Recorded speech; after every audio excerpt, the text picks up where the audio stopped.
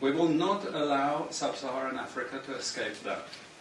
Okay, we do everything to keep Sub-Saharan Africa where it is, also impoverished. It's absolutely vital for the prosperity of everyone else. So let's get clear about that. Okay, and this means all the economic structures, all the global institutions, and the economics we teach everyone is all designed to keep Africa exactly where it is. And whether it is Europe or US or now China, it's always the same. We need Africa to be impoverished because we need those raw materials and we need them dirt cheap. Okay, so that's the message. It doesn't mean to say that there's nothing Africans can do. Of course there is. Okay, but this is the opposition that they're fighting. This is what it's about. Because if Africa does do something different, I assure you living standards of all those in Europe and North America and Asia is going to fall. Okay? And that is a big price to pay.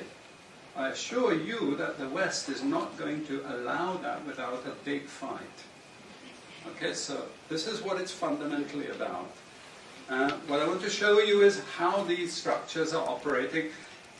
It's just 20 minutes, so we can't do very much, but just to give you a little bit of an idea.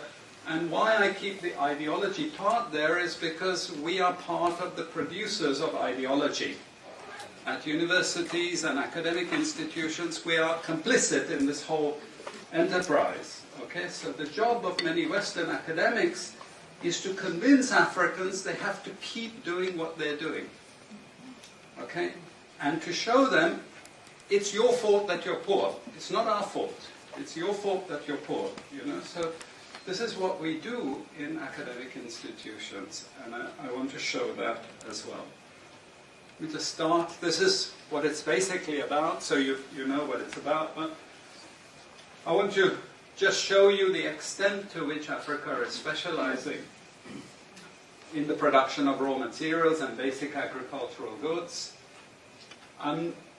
We know the basic forces that have caused this underdevelopment.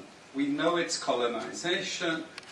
I will not discuss that very much because my colleague speaker is going to go into some aspects of this. But I do want to discuss the global economic structures, the global financial institutions, and economic ideology, briefly, to give you a flavor of those. Let me start with this. You can't really see it so easily, but if those of you who are interested, you want the PowerPoint, I'm sure we can make it available to you. But the thing that you really need to see is the top line. Okay?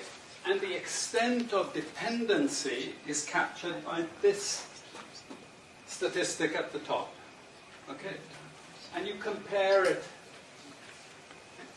with all other income groups, and what you see is essentially in that one statistic how dependent Sub-Saharan Africa is on raw material production.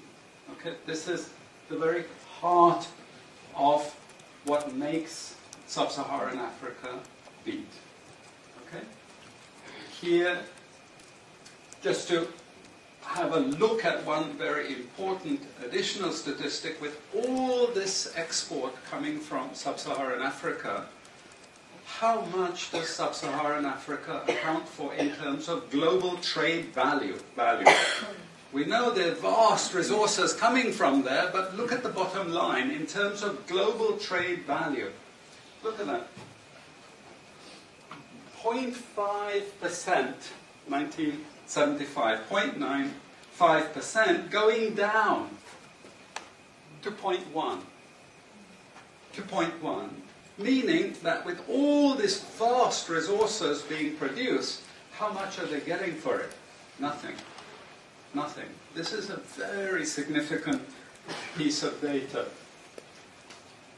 Then I just want to show you what has happened to Sub-Saharan Africa, because what we know, and from all studies, no country ever develops without manufacturing. Okay, producing raw materials will not take you anywhere. Producing basic agricultural goods will not take you anywhere.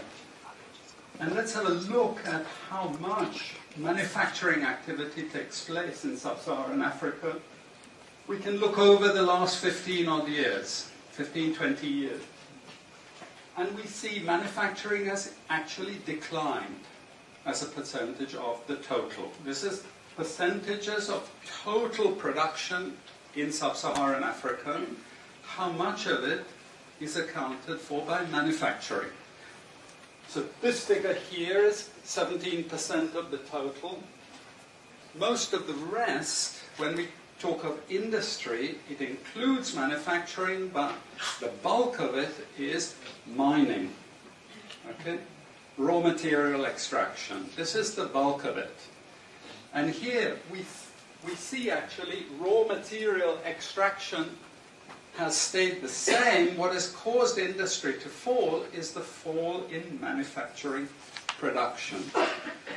This is deliberate because we will never, as Western economists, as Western policymakers, we cannot afford to allow Africa to industrialize and start producing manufactures.